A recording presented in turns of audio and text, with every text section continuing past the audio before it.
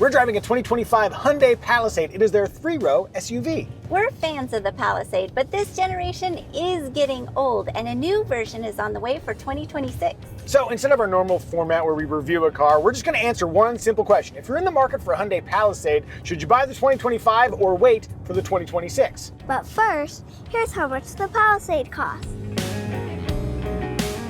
First, a caveat. Everything we're talking about here is about the Korean market Hyundai Palisade. Normally there's a ton of crossover between what they do and what they do in the US spec, but just know we're talking about the Korean model because that's all we have information on. Item number 1, the second generation Hyundai Palisade, which will come new for 2026, is bigger. That is not surprising. In addition to being longer, wider, and taller, the real big change is stylistically like up front there. You got this like 5-slot lighting element design. I really like the headlights. I think it gives it a real futuristic look.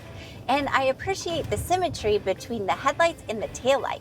And in Korea, they've got all these different like lighting themes. I don't know if that stuff will make it to the US, but I hope it does. When you look in profile, you see more changes. The original Palisade, the version we're driving here, has these kind of like interlocking trim themes where things just sort of like cut off at weird spots. The new version has a much more simple design. The roof is separated from the rest of the body with this thin line of trim that extends down into the D-pillar. I'm not sure how I feel about that metallic D-pillar. It seems kind of unbalanced with the rest of the vehicle when you look at it in profile, but I'd have to see it in person to be sure. We also have blockier door handles and kind of more squared off fender sculpting. Everything that I'm seeing looking at the new 2026 Palisade to me suggests that they're going for a little bit more stature, less sleek, a little bit more blocky, a little bit more visual mass. This generation is pretty curvy actually, and they've gotten rid of all of that. In the Korean market, there are 3 trims. Exclusive is the basic, then there's Prestige, and then Calligraphy, and here's how they look compared to each other.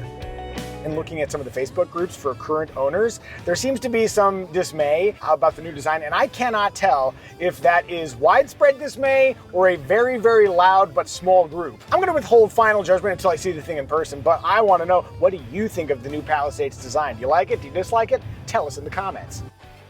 Inside we have more big changes. The interior has gone from a lot of little details, a lot of lines. The new Palisade is really simple. It's kind of like they've taken some of the elements from the Santa Fe, which is horizontal and vertical lines, and just sort of rounded it off a little bit. I think the new design has a real upscale feel. I really like the curved center console. I like that it's split, unlike this one, which opens in one piece. And I think getting rid of some of the textures and elements really helps elevate it.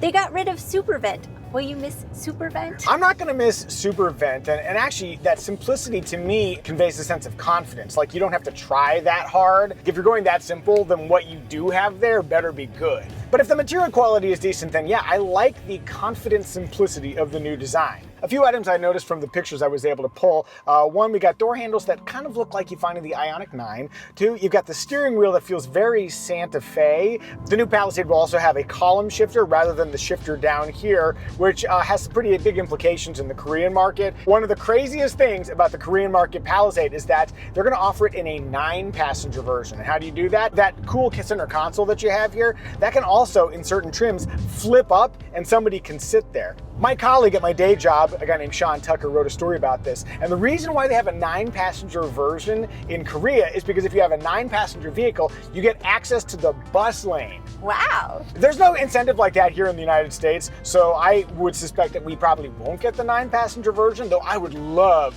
a 9-passenger Palisade. That would give me an opportunity to make more friends.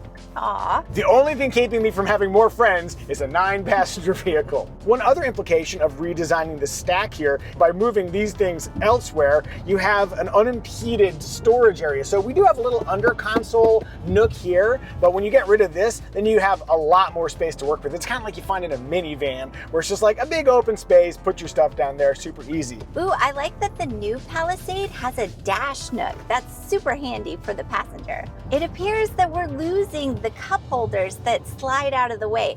I really like the way this works because it gives you a flexibility in case you don't need cup holders and you want to just throw some larger items in there. We're also losing the cover for the phone zone. One other change is the infotainment arrangement. So here, we've got an old school setup, which is 2 separate screens. The new Palisade goes with the modern Hyundai approach of putting both screens under a single pane, kind of one unit. I really prefer the look of the new infotainment. The icons are huge, they're color-coded. And some of the visualizations have robots and cars and stuff. Man, I hope those things arrive in the American version. One last detail, I was able to pull out 10 airbags in the new Palisade as opposed to 9 airbags in the current Palisade. So by my count, that's 1 better. What powertrain options are we going to have in the US spec version? Here's what they have in Korea. They got a 2.5 liter turbocharged engine as the base powertrain, and then they have a hybrid version of that same engine. By the way, some of the reporting was a little incorrect. They were talking about power figures, and they didn't do the conversion because the power figures in Korea were measured in PS, which is actually like a metric version of horsepower. So you got to do the conversion. It's also kilogram meters instead of pound feet. Anyways, there's some conversion, but here's the figures I got. Feel free to check my work. Oh no, you had to do math. Look, I'm not happy about it either, guys. If you compare the Korean market base engine to the current V6 that we have in the first gen Palisade, there's a little bit of a drop in horsepower, but a big jump in torque. The real question is, are they going to offer a V6 for the American market? I wouldn't be surprised if they didn't, and I know some people really like the V6. I like the V6. Look, I'm liking it right now.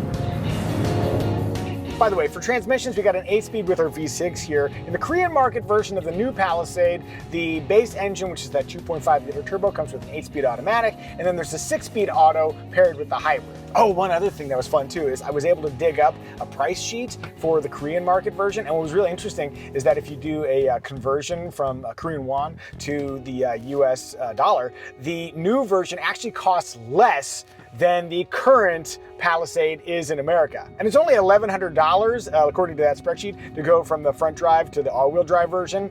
These are numbers that don't make sense for the US market, which is why you can't take foreign market data and just assume it'll apply to the US market. I think a more reasonable bet would be that the Palisade would probably increase in price versus the current one just a little bit. Returning to this video's original premise, if you're looking to buy a Hyundai Palisade, should you buy the 2025 or wait for the 2026? Well, the way I see it, there's 3 possible paths. Path number 1, you need a vehicle now. Maybe you've had a change of life, or your vehicle just had a tree fall on it, or some other reason where you need something now.